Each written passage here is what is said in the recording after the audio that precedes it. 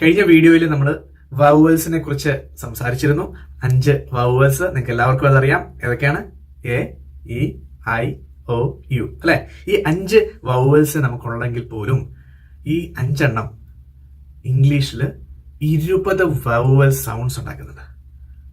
ഈ 5 വവൽസ് ഉപയോഗിച്ച് ഇംഗ്ലീഷിൽ എത്ര സൗണ്ട്സ് ഉണ്ട്? 20 സൗണ്ട്സ് ഉണ്ട്. ഈ 20 സൗണ്ട്സിൽ 12 എണ്ണം മൊണോഫ്തോങ്സ് ആണ്. മൊണോഫ്തോങ്സ് എന്ന് പറഞ്ഞാൽ ഒറ്റ വവൽ മാത്രമായിട്ട് ഉള്ള സൗണ്ടുകൾ. മറ്റൊന്ന് 8 എണ്ണം, അത് ഡിഫ്തോങ്സ് ആണ്. ഡിഫ്തോങ്സ്. ആ ഡിഫ്തോങ്സ് 2 വവൽ സൗണ്ട്സ് ആണ്. ഓക്കെ, അതിനെക്കുറിച്ച് വേറൊരു വീഡിയോയിൽ പറയാം. അപ്പോൾ ഈ ഒരു വീഡിയോയിൽ നമുക്ക് മൊണോഫ്തോങ്സിനെ പരിചയപ്പെടാം. 12 മൊണോഫ്തോങ്സ് ആണുള്ളത്. 12 vowel sounds, single vowel sounds. ആ 12 എണ്ണത്തിൽ 7 എണ്ണം ഷോർട്ട് വവൽസ് ആണ്, ബാക്കി 5 എണ്ണം ലോങ് വവൽസ് ആണ്. അതെന്താണ് എന്ന് നിങ്ങൾക്ക് ഞാൻ കുറച്ച് എക്സാമ്പിൾസ് പറയുമ്പോൾ മനസ്സിലാവും. ഓക്കെ, ഷിപ്പിനകത്ത് ഒരു വവൽ ഉണ്ട്. ഏതാണത്? ഇ. ഷിപ്പ് നമ്മൾ പറയുമ്പോൾ, ഷിപ്പ് എന്ന് പറയുമ്പോൾ ഇ, അതൊരു ഷോർട്ട് വവലാണ്, ഷിപ്പ്.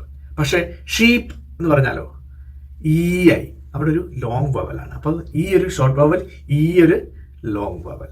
അതേപോലെ ഓൺ, ഓ ഒരു ഷോർട്ട് വവലാണ് അല്ലെ?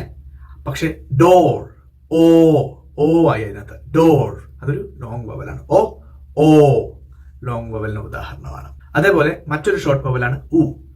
ഗുഡ് ഒന്ന് പറഞ്ഞു നോക്കിയേ. ഗുഡ്, അതിനകത്ത് ഗുഡ് എന്ന് പറയുമ്പോൾ ഊ സൗണ്ട് ആണ്. അവിടെ ഒരു ഷോർട്ട് വവൽ ഊ ആണ്. അതിന്റെ ലോങ് വവൽ ഏതാണ്? ഊ. Shoot, good shoot, short vowel ഊ, മറ്റേത് ഊ, ലോങ് വവൽ. അപ്പൊ ഇതേപോലെ 7 ഷോർട്ട് വവൽ സൗണ്ട്സ് ഉണ്ട്, 5 ലോങ് വവൽ സൗണ്ട്സും ഉണ്ട്.